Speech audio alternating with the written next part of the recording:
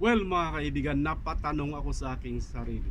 Drama lang ba ang lahat ng ito, mga kaibigan? Dahil sa dami-dami ng investigasyon, sa dami-dami ng mga iniimbitahan, ang dami na ng hearing, mga kaibigan. Wala pa ring napupuntahan. Lahat ng korupsyon, lahat ng pagwawaldas sa pera ng taong bayan, sa kaban ng ating bayan, mga kaibigan.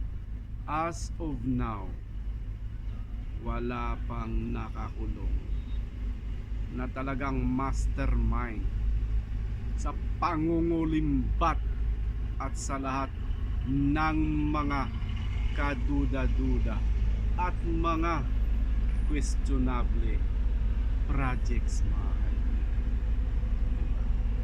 Marami ang mga taong bayan na nalulunod sa baha, mga kaibigan, samantalang ang sangkot sa pagwaldas ng pera ay nalulunod sa kayamanan.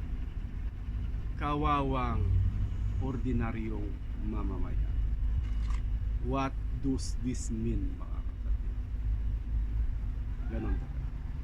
Bye-bye.